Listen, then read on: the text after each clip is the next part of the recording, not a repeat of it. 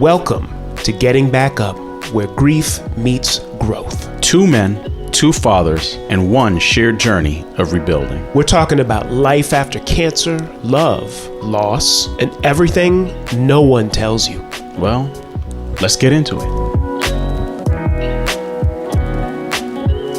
How you doing? This is Jamal Jones, and welcome to Getting Back Up podcast, finding life after death. And I'm here with... I'm David McLean, and now we're on to that episode every widow and widower knows will come, just can't prepare you for it. Yep. That moment, it is officially just you. Right? Calls stop to left. a great extent, as frequently maybe as they were coming in. And phone calls, as I said, text messages, emails, and you are warming up the last mac and cheese, and the last of the mac and cheese. Exactly. It's just you. Nobody. Oh, baby, let me get that for you. No, that's essentially gone. Yeah. You're getting to those moments where you got to figure out dinner.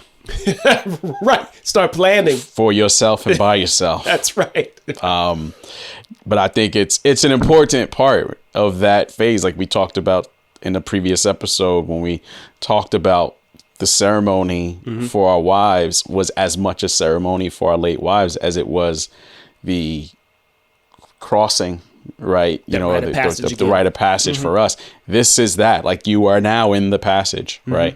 I know for me, it started a little bit earlier. It seemed, at least I felt that passage.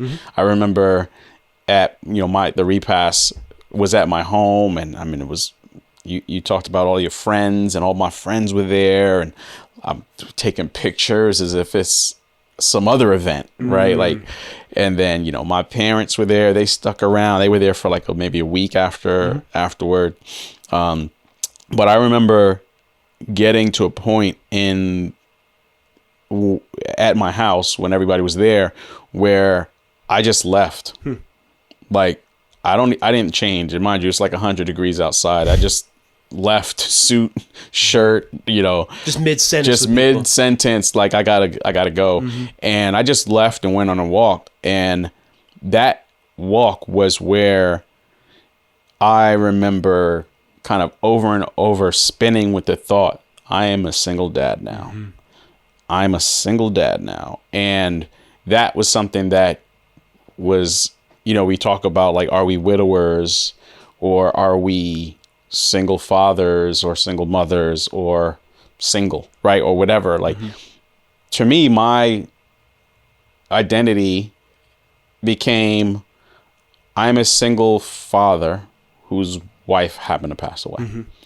Or I'm a single father who the mother of my children happened to pass away. And I thought about it more in the context of, I didn't want people to feel bad for me. And I feel like when I say, and this is not for anybody else, but I personally feel like when I say I'm a widower, I'm looking for like favor or, like, oh, I'm sorry. Because they have to pause. Because when you're right, it's a sense of who you are. Because we're figuring out our identity. Our identity now. You all are figuring out your identity. Because as soon as you say, and my wife died, my husband died, I'm so sorry. Then they don't know what to do after. Yeah, they don't know what to do after that. But I feel like when I go with, or when I went with at the time, I am a single father. It was like, oh, word? Really? Wow. And, nobody knows. In in many cases, people fish. Like, how did you become a single father? Right. Divorced? Is your wife a crackhead or what? Right. Certainly not. Certainly not. Right. But then it's like, oh, no, she passed away. And then it's secondary. I'm a single father because that is what I am right now at this moment in my life, right? So it doesn't define me, right? The being a widower doesn't define me. Losing my wife doesn't define me. It refines me. It refines me. I like that.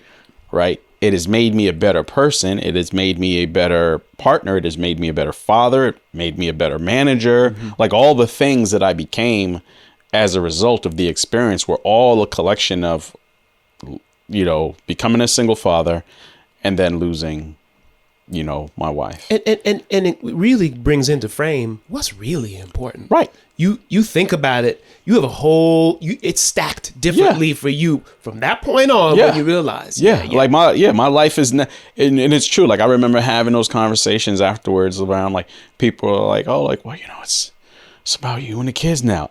They are absolutely right. It is about me and the kids. It is not about me, the kids, and my late wife. Right. And that's the part where I think in this phase for me, like the identity piece became like so important of like, who am I now? Yeah. And who am I? How do I need to be? And as much as what do I need to do now, or what we going to do now? Right. I think those were some of the things that in that moment, I think you start when people are no longer there. Yeah. You are now sitting there, it's just you and the kids, and you are continuously spinning on who am I? Who are we as a family unit now? And how do I make this work? And let me just back up, because hearing from some of the people who have reached out to us, that especially if it's just that person has just passed, it will get better. It will get better. Yes. And I think this is also this time, which you may have realized to the best you can, Jamal, you need to find time for yourself. Oh, absolutely. Where whatever it is, I mean, for me, I talk about walking, but I also remember taking just a regional trip for myself, a day or two. I'm just out walking. I could reflect. And as you and I talk about, and you all who may have just lost someone in your head, I'm single now. She died. I can't believe why. You have to go through all of that so you can move forward. Why me? It's supposed why to be me? Why not? Right. You? Why not you? Right. And then it's going through that process and going through that continuum of questioning what you are supposed to be doing. But I don't think like you shouldn't be questioning it in the sense of I don't know what I'm doing. Question it in the sense of I am trying to figure out what I need to do. I'm trying to figure out how I support these children, or how I support the rest of my family, how I support myself. Right. I think that's to your point. Like, don't stop doing the things that bring you joy or bring a healthy distraction. Right. Right. Like you do need those. You do need your friendships. Like, I know for me, it's like, I got 100% focus on the kids, focus on the family. But then there were points where I was like, I need a break. Yeah. Like, cause there is nobody else to say, hey, hun, babe, whoever, like, I'll be back. I'm going to go for a run. Can you watch the kids for a few. I mean, thankfully for me, I my mother-in-law was still very, very present in our lives. But there was a part of me that still also said to myself, when everybody was gone and it was just us with the kids and my mother-in-law was there was a part of me that said, I also have to learn how to do this without her. Right. Without a kickstand. Right. To be reality. Like, I mean, at the end of the day, she held our family up in so many different ways. I knew I needed to be able to function independently as a single father. Right. And did you start to think also about, and let me carry on the legacy of, we're raising independent people. Children. Yeah. Period. Yeah. Strong, and independent. Yeah. It still continues. You don't know how much of the teaching strength that you have, but I need to continue what the late wife and I agreed upon. Yeah, as much exactly right. All of those conversations that we had them. Make sure the kids do this. Make sure they don't forget about this. Make sure you tell them about this. Like, those things come into play. These are all things that over the course of a relationship, you didn't necessarily even have to say. I know I could still call my call Tahir right now and be like, now your mother wouldn't appreciate that. Yeah. Or your mother would expect better. And I could say the same thing to Jackie, and I could say the same thing. And it holds weight. And it holds weight. Yeah. And I could also say your mother would be very proud of you. Right. Right. Because both things are Because both things are true. And that's because I'm proud of you. So I'm going to say I'm proud of you. Yeah. And so would she. So she. Yeah. It's the same way I can say grandma's going to be proud. Grandma would be proud of you. So I think those are things as you think about like what that identity is, but then also when those phone calls stop and when people go back to their normal lives, there's a little bit of like shock and kind of quiet because everybody's returned to the all-star team and the playoff crowd. Right. Go ahead, brother. The championship is Keep done. With it. Yeah. Like the championship, and I know you got your Liverpool jersey on. T-shirt on, so I know you're in it. But I mean, I think once the game is over per se, like now you go back and you have to practice, and maybe you take a break, but you still have to stay in this place of continuing to understand, like, how am I going to get better? Yeah. How am I going to get better at this? How am I going to own this role that I now have, which is mom, dad? Right? Like, as much as you are a single father, you also become what I called mom, dad, right? Like, or dad, mom, right? Like, I've got to bring the protectiveness of, as a father, but also in the structure and the shelter and the things that but I've also got to kind of train myself up or kind of bring myself up on, okay, there are these elements of, nurturing that aren't organic to me as a father that I've got to figure out how to generate and bring into my repertoire, so to speak, of parenting. Right. And I think that was something that over time you develop, but that was also something like that how do I channel that? Yeah. Yeah. I think you probably feel the same way. You think twice almost sometimes before you move to you shouldn't have done blah, blah, blah. Yeah. That's not going to work now. Yeah. Or maybe it never did because there were roles that, one came strong, one came nurturing, but now you're both. And not to say we were one or the other and that's it. It's not finite. I'm not saying that because we understand we're a different generation of fathers raising children. We can't always do what our original programming, what happened in our own homes, because you make a decision whether that worked or not. And apparently that's corporal punishment now. Yeah, I think they call child services on some of that stuff now. So you do take what is good from that, not what was done to you, because you have a choice to either continue those patterns or do something different. So we are that. So I'm not saying by any means it was rough in the house all the time. Right. And there may be situations where that is true. Yeah. All I'm saying is we have a different choice now. What am I doing with my children? Did that work for me? Exactly. So, yeah. I think that's exactly it. Right. And you have the opportunity to do things different. Right. I mean, to do things different. To go back to like Janice said, do things differently. I can do it in my personal relationships moving forward, but I could also do it as a parent. Right. There was not everything that we agreed on as parents of how to handle every situation, both ways, right? Like there's things that I said, did, responded that Janice was like, why are you acting like this? You overreacted. And there were times that I said the same thing to her or, who's being too lenient for one thing versus the other. Yeah. Like, so now I can find the balance that I would like. Right. And it's going to be different because again, each kid is different.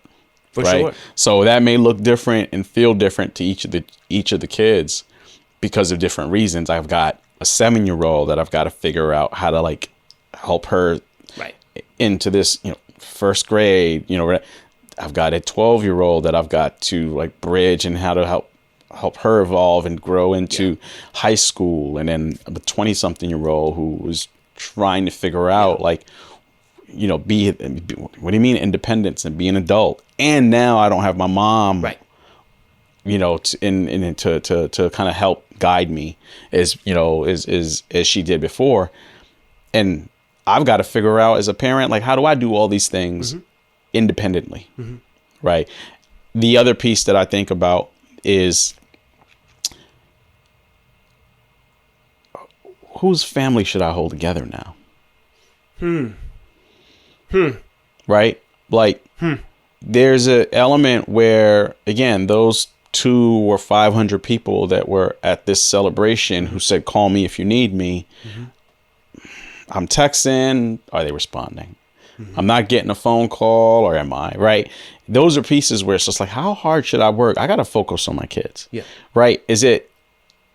And I don't know the right answer. Like, whose responsibility is it to stay and keep the community around the family, nurtured and refined, and kind of continuing to Wait, support? Are you saying you felt the burden of all those people? Yeah. That, hey, I got to communicate and bring them in? Or just, right, because, if you think about, like, your partner's family and friend network were a huge part of your holistic family and friend network, right? It's like they brought half and you brought half, and there were different dynamics within it. I think in that there's this, at least for me, I felt like there was this pressure, like, of how much am I on the hook for continuing to, like, pull all these people in all the time, right?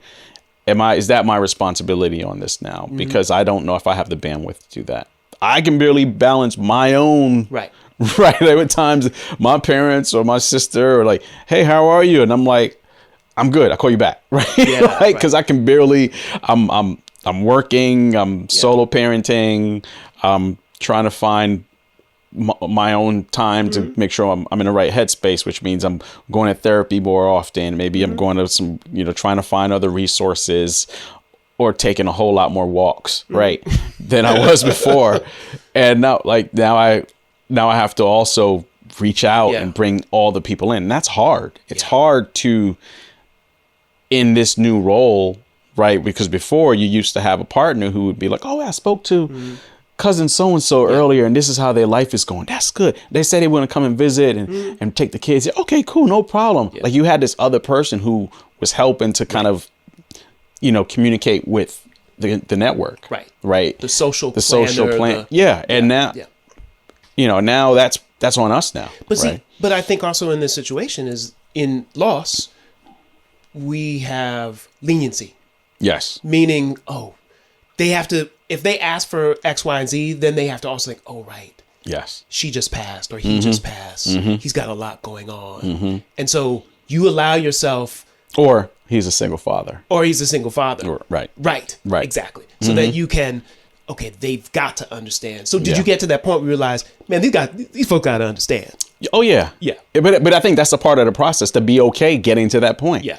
Like, I had to get to the point where, and it was an effort to get to the point where I was like, man, I don't have time for that. And you were fine with that. And I'm fine with that. You know what? Decision. There's 6 people who are going to be upset with this decision. Yeah. I'm a single father. Yeah. And I don't love them less. I don't. Yeah. I don't have the bandwidth for it. That if they could see what my day looks like. Right. And where I need to say, I need to go watch this show or take this walk again. Take another walk, right? Whatever it is. Listen, I'm gonna tell you right now. Like, at the time, I had a boxer. Ironically, I had a boxer named Cassius. Okay. And Cassius, a dog. Boxer, yeah. Cassius is 10, and they're saying Cassius got more long walks at 10 years old than he did the entire time that we had. Like, Cassius would be looking at me like, can we go home?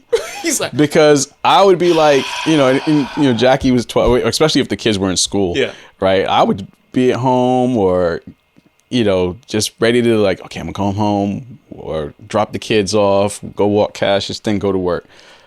Cassius would be looking at me like, I just want one walk a day. We don't need to do 2 or 3, right? I don't need to pee. So I'm good. Fine. This is comfy right here. Yeah, this bed, exactly. So when you come with the collar, he's like, oh, here comes this dude again. Right. Yeah. But I say all that to say, like, you have, like, I got comfortable with that process. And that was probably, to be honest, it took me maybe a month, 2 months. The hardest decision was buying a plane ticket. Ooh, yeah. Because, and it wasn't because I'm only planning 3 tickets. Yeah. It was because I didn't know when the right time to leave and come back was. Because she would be like, no, we need to come back because this is going on in this day. And and I was just like, and this is the first time that I was like, wait, it's just my calendar to coordinate this? Oh, we gonna leave at 7 o'clock in the morning and come back at 11 o'clock at night, and I don't care. Yeah. But it took me like a week. Like, I was looking at the ticket. You almost felt guilty. Like, I felt guilty. I can do this now. I can do this now. Yeah. And after that, it was like, after that, it was easy. Not easy, but after that, it was just like, I could do all this. Things considered. All things considered. I could do this. Yeah. I can make these decisions. Yeah. And I think that's the identity and the when nobody's there to help you with this anymore. And I say that loosely again, because you still have a family, you still have a network. Like, my sister-in-law at the time, her and my brother-in-law were separated. She was at my house like every day, right? And because she also had kids, so the kids were a huge support system. Perfect. They lost their aunt, my kids lost their mother, so they were all there every day. And there's times I'm like, she's like, I got to go to school, can you watch the kids? And I'm like, sure. Yes, I'll watch the kids, right? Because I'm already watching mine. No problem. No big deal. Yeah. But then there are times like, what time you get out of school? I need to go work out. I need to work out. I need to go to the Cassius. Gym. Right? Cassius. Hey, exactly. we better take a walk, man. Take a walk. Where are you? I don't know why he's not here. Yeah. He loves walking, So, but yeah, I think those are the parts where it does get easier. Yeah. And it's weird to say, but it does start getting easier at that moment. Along those same lines, when does this identity work in your favor in different situations? Oh, meaning, when you say, when was the first time you pulled the "my wife is dead" card? So the widower card or widow card, yes, which either because we're talking to men and women in the situation about loss, or the single father. So tell me a little bit about that, because it happens. It to does, all of us. Because we know the conversation. Zaya would tell you right now, she was late to school every day after. Like, she started school. I want to say 2 weeks after the service. Zaya was late. Zaya was early the first day of school, and she was late every day. Oh, Lord. Every day. I mean, this is like, red flag. We got to send the notices. Yeah. And how far did you live from the school at that point? Quarter mile. Okay. But it was me getting hurt. Yeah. Listen, Zaya got a mane. She has this thick head of hair, beautiful hair, but it's full. It's right. I'd practiced the ponytails and the pony but I also had, the hairstylist on speed dial. We need braids for the month. They're professionals. Right? They know what they're doing. So but believe me, I remember the first time teacher talked to me, she was like, Mr. Jones, it's becoming a chronic issue of, Zaya's tardiness is they're piling up, and it's simple. I'm like, I am a single father who just lost his wife, right? Like, and it was like, I'm like, I don't have any other excuse. I live quarter mile. You could walk. I could walk these kids to school, but for some reason, I cannot get quarter mile. I cannot get Jackie out to school and Zaya's hair in a bun in time. Yes. Right. And I think part of it was just you wake up 30 minutes earlier, and you still find yourself there. And Joan is in the house, right? And Joan is still with us. Joan is still the mother-in-law. The mother-in-law she's still with us. So, but there was a still part where I'm like, I can't. And I think part of it was fair. I think honestly part of it was fear. I'm dropping my baby. She was the youngest. Yeah. I'm dropping my baby off. And what if, right? What if something happens? What if, and not to say I didn't have that, but Jackie walked to school. So did the teacher kind of, yeah, she knew, right? She knew day one, I was like, same thing we talk about, the talk with the principal and man, after like the second month, they didn't say anything to me.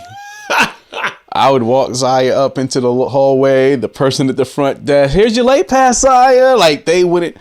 And at what point does that become trifling, though? At some point it's trifling. I would say second semester is trifling. Second semester. But no, I think that was one. And then, I mean, I think there's other moments. Like, I don't know. I was only out of work for 2 weeks, maybe a week, because I didn't like staying in the house. The house was quiet, silent. Like my boss and everybody, they were like, "Oh, take as much time as you need." And I was back like a week, not even 2 weeks later. I think I reached out to you needed distraction. Yeah, I was like, do you? And I was like, can you check? I talked to my manager, Oscar, who was a very good friend of mine. And I was like, hey, like, I got to come back. Like, are you good with me coming back next week? I was like, he was just like, yeah, absolutely. Come back. And I think, I wouldn't say it was like an outright, but I definitely know my team gave me a pass. A whole lot of days they were like, yeah, But see, this is an important point too, is just like you're telling others that you meet out in the world what your status is, I think work is an interesting one too, because it's a personal matter. Yeah. But it's how do people perceive you in those situations going forward? Right. And who do you have to tell? Kind of give them time in the story. So that, as far as identity, so it's funny. I had an interesting experience with coming back to work, and at the time, I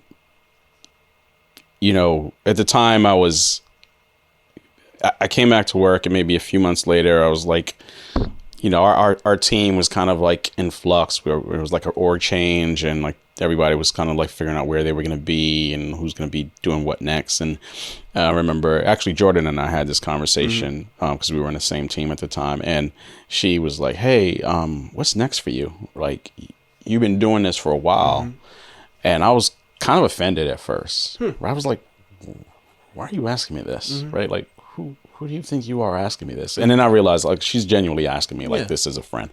And I was like, I don't know.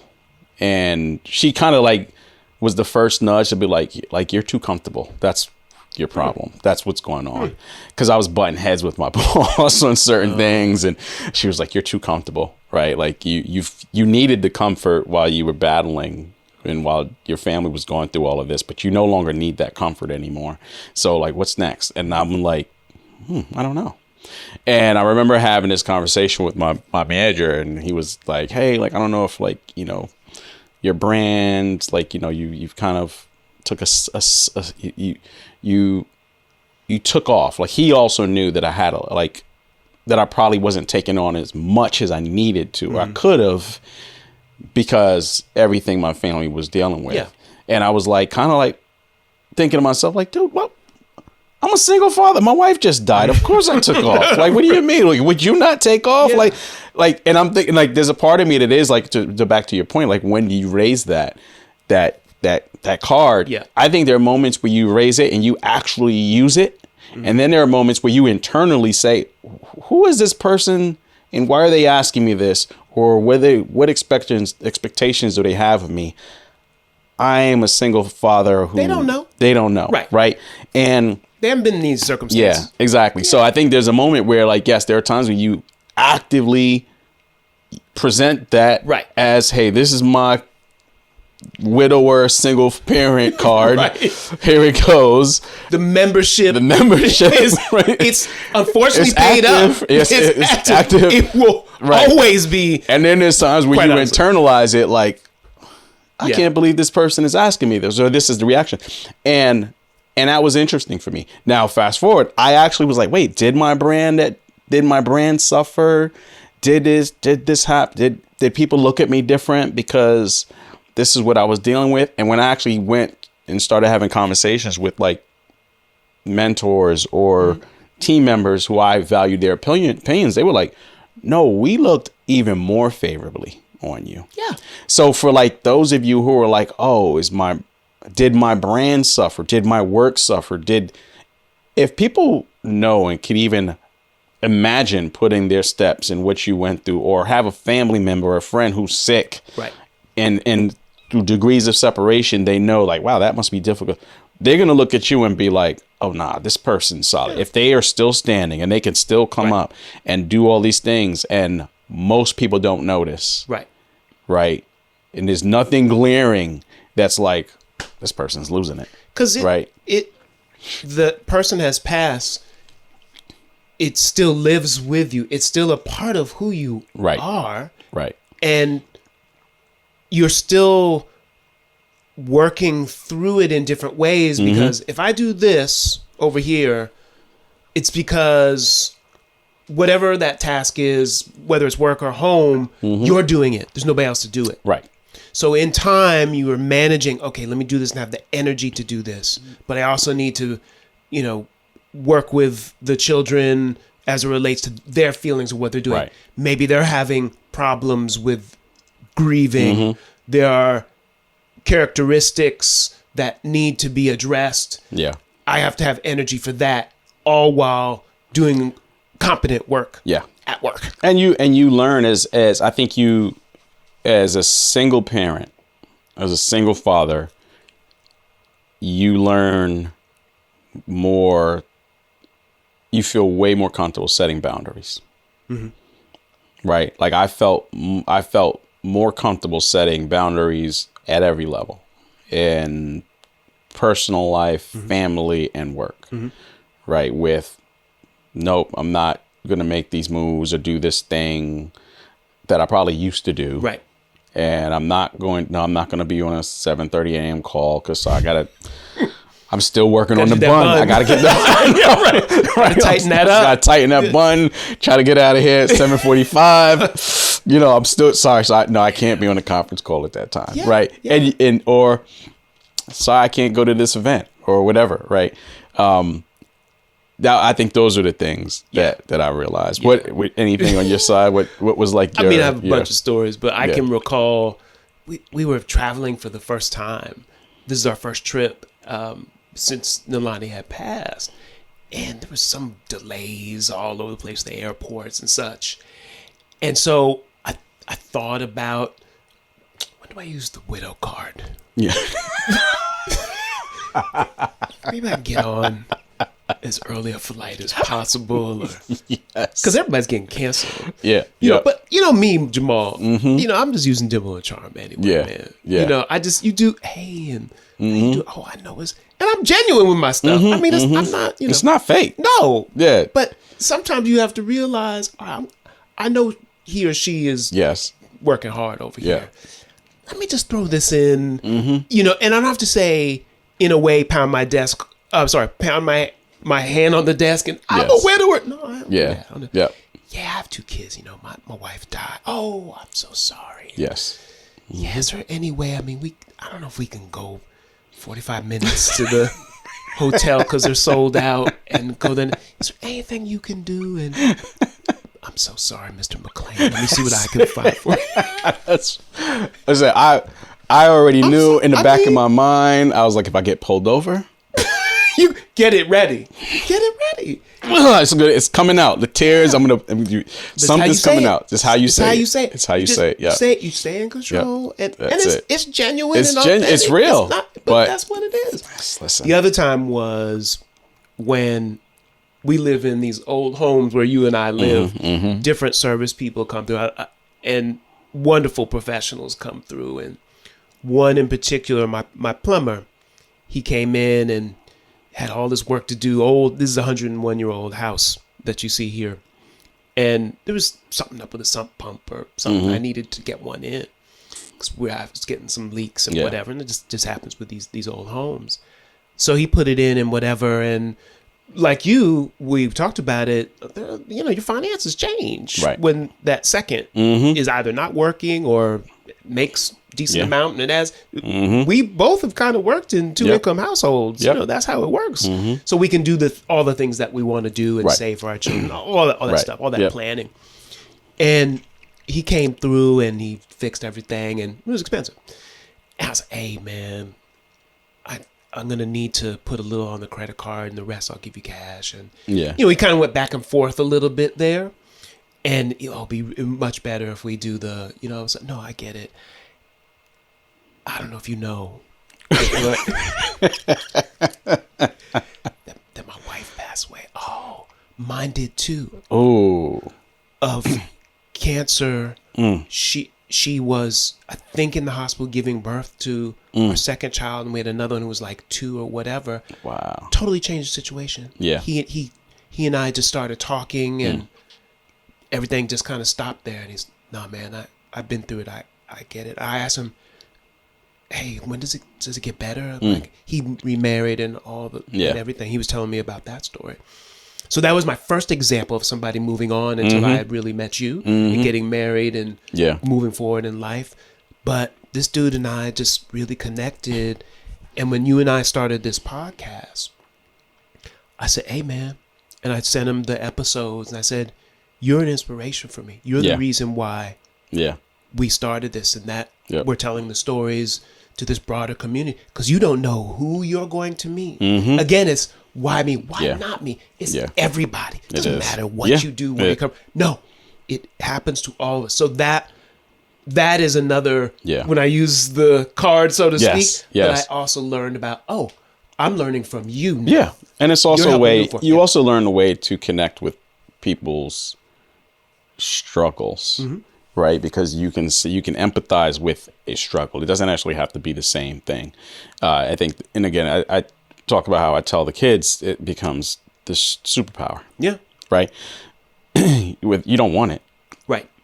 But it becomes a superpower. Like, how do you connect? And people comment on it. Yeah, you become a superpower because of this. Like, I've met single fathers who were single fathers because they had dysfunctional partners, right? And not because they lost. And I can empathize with the single father dynamic, right? And I think that's where this and the ability to, like, when everybody's gone and it's just you, understanding what this is now.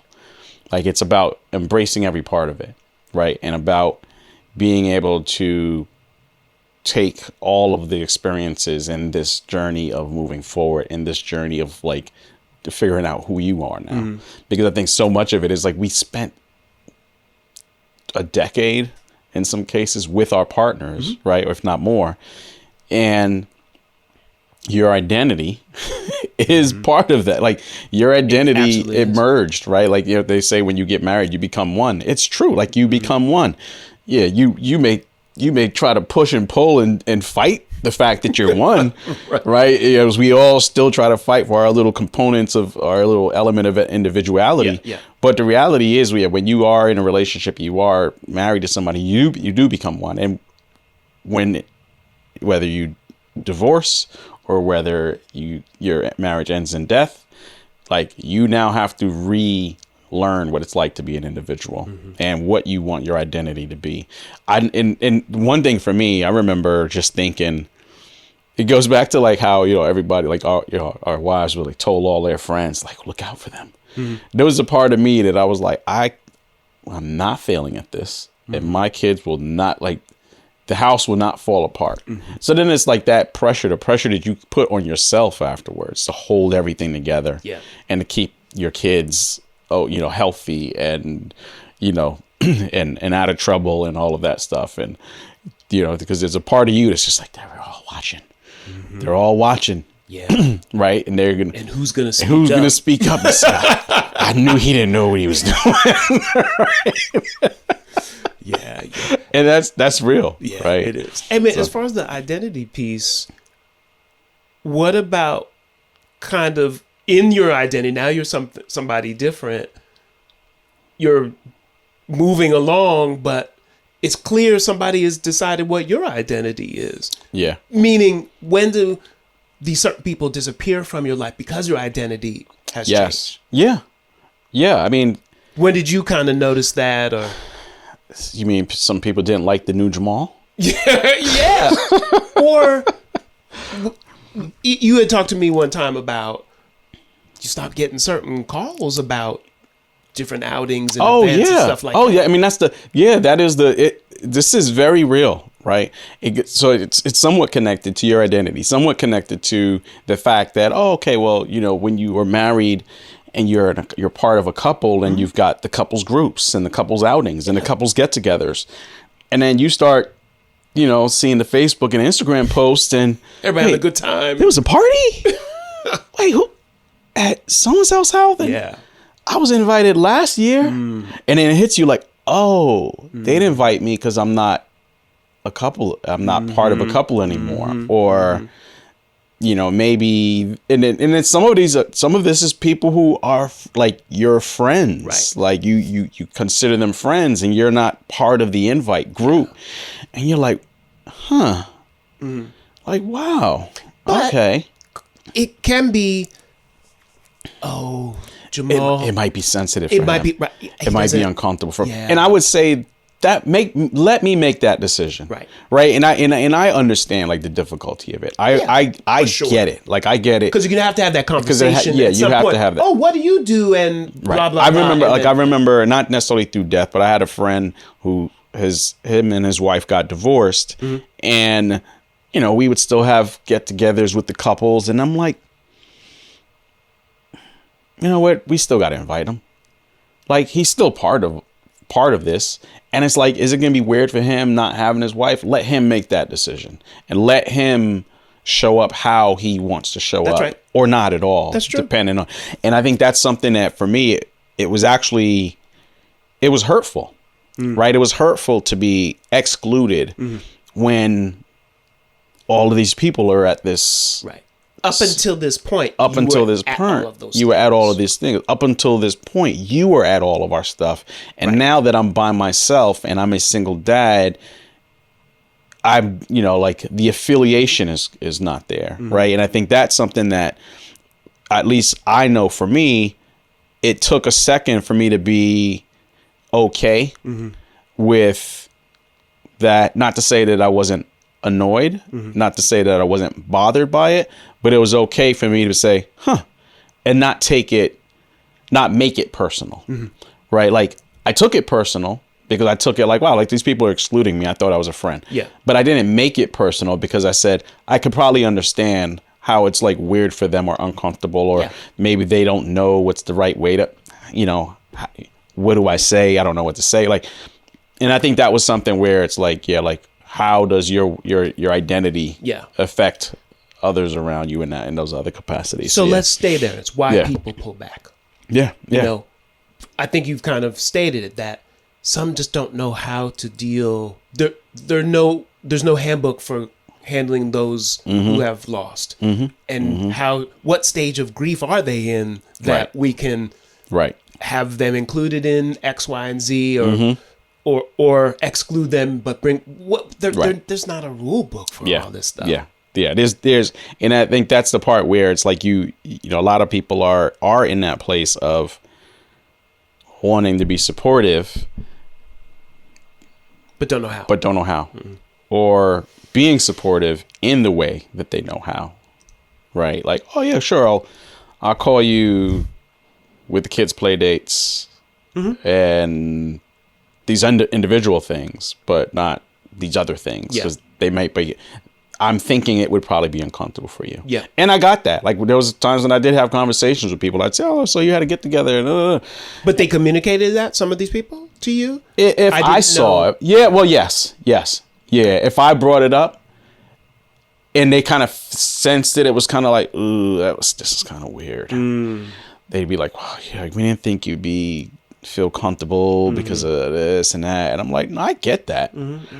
Doesn't make me feel any better about it, but I understand it. And I usually say, like, you know what, half the step to, kind of resolving, or half the step to accepting it is acknowledging that, hey, like, it's probably uncomfortable for you too. Yeah, I get it. it's uncomfortable for me to be a single dad who lost his wife. But I get it. It's uncomfortable for everybody else too. So, and you need people at different times too. Yes. And because they didn't step in or present at that time doesn't mean forever. Yeah, and it also lets you know the depth of your village. Yeah. To be honest, like they're not have friends who could care less, and they're like, "What are you doing for Christmas? Come on over." Right? Or what are you doing for Thanksgiving? Come on over. Or, hey, we're having dinner, come over. Or, hey, like, we're all going to stop by. Or we're doing this thing, you should come. Like, and I think that's the part where it's like you do look at that community and you understand, like, there are people in that community who are there and are supportive. Right. But then there are some people who, like, the level of their support goes so far beyond everybody else's. And that's they're for the long game. They're there for the long game, right? And not this moment. I remember, I don't know who it was, but it was like, season, a reason, a lifetime, right? People are in your life for a season, a reason, a lifetime. And I truly had to understand that during that time. It was understanding for me who is in my life. This has revealed who has been in my life, who would be just a season, for a reason, and for a lifetime, right? And that methodology or that logic definitely helped me to kind of manage expectations, throughout the process. Yeah. So, how about? I mean, what's did you have any moments where you felt that and kind of had those experiences? Or and I think I don't know if you want to call it training that we had before of going through the process of loss, you realize, I got to make this decision and move on. I can't really reflect on this because I have a whole bunch more decisions coming. And I mean, I had a great balance, maybe overbalance in one way of support, because when you have it, it's great. And just neighbors, friends who we were couple friends, and then friends because our children were friends, and they just said, "Hey man, just have them sleep up. No, don't worry about it." Still to this day, and there's those. So I had so much of that I didn't have to worry about those who didn't show up. I didn't really think about it in that way. You stick with those who are showing up because they're needed when you need them.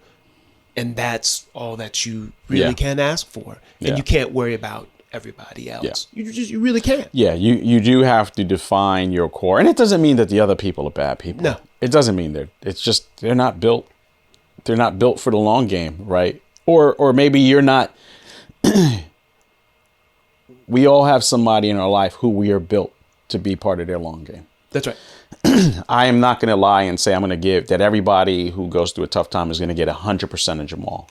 There's some people who probably will get 100% of Jamal. Right. And I think that's the other part of like accepting and looking within yourself and saying like, well, would you be there 100%? What would you do? Right. And allow yourself to forgive in those moments if you are carrying a burden or holding that because you feel like, oh, this person is not there for me. Not everybody can be. Right. And everybody's got their own lives going on. And that's the part where it's like, they got to navigate their own stuff and fit you in. It's incredible. I think we think about, they give us so much. How do they have anything left over for themselves? Some of the people in our lives who've given so much. We've got a few of those for sure. Oh, yeah. And it's just kind of, they look at you like, are you kidding?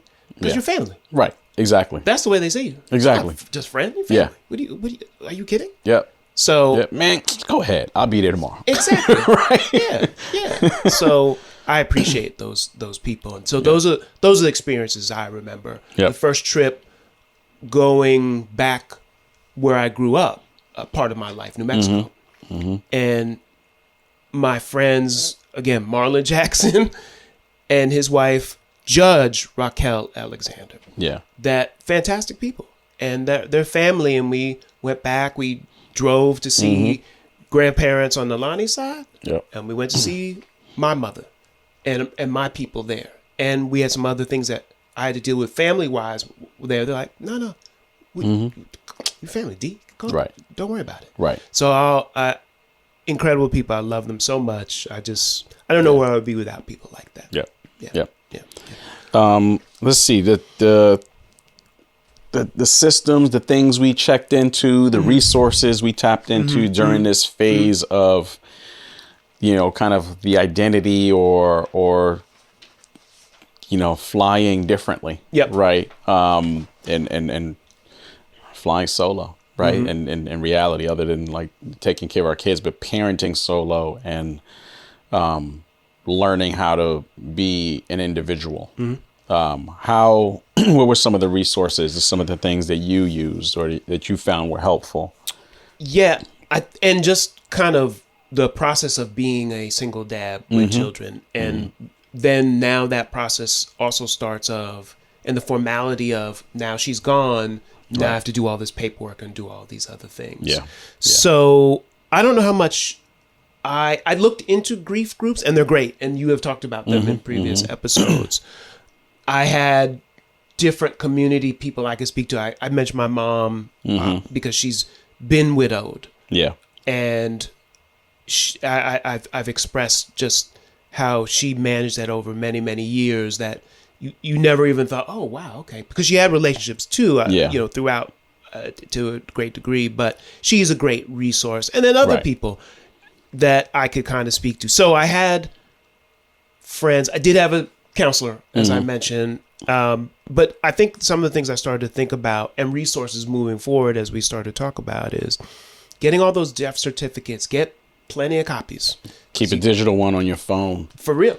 Because you're going to need them. Everybody's asking for them. Yep. And then you're going to have that same conversation about being my wife just died. Oh, my God. It's crazy how many things you get access to when you can present that. Not to say that you're looking for handouts or anything like that, but just, oh, really? Okay, well, send me a copy of her death certificate and we'll get this done. Yeah. Or this will be available for you. So there's a lot of these random services or things that are available to you when you can, because I think organizations all over the place understand that like this is something that this new phase for this person is going to be difficult. And I feel like there's a lot of organizations that are out there to say, okay, we're going to make this a little bit more easier for you.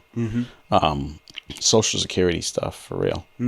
Like I think I know people who didn't know or realize that like the Social Security benefits. Yeah. Oh my gosh. Yes. Right. Will be available for your children. And that's a good one. It's a huge help, especially when you are going from a single, dual income into a single income. Yeah.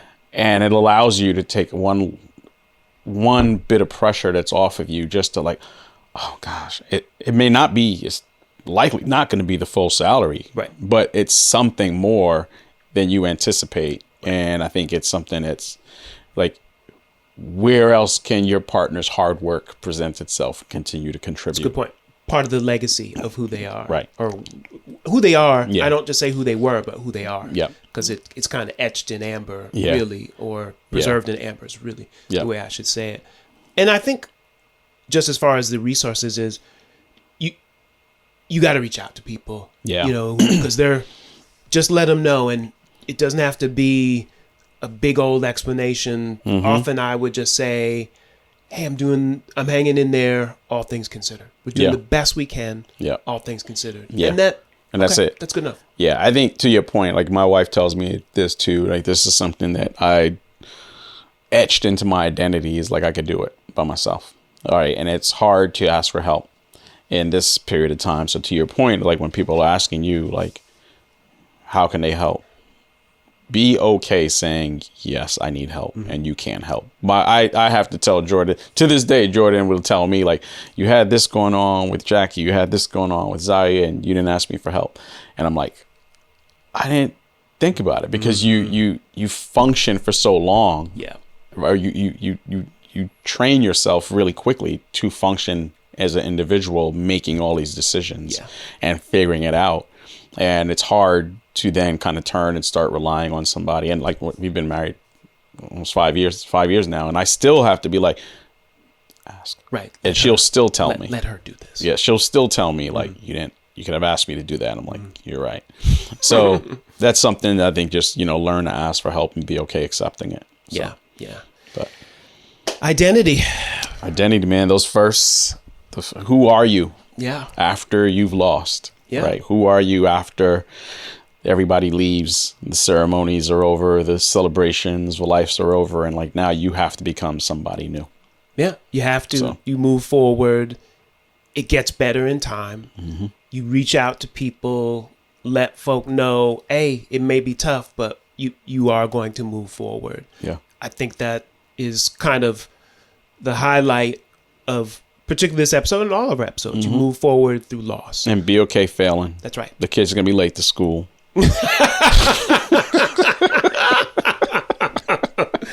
The food is not going to be as good. No. And you know what?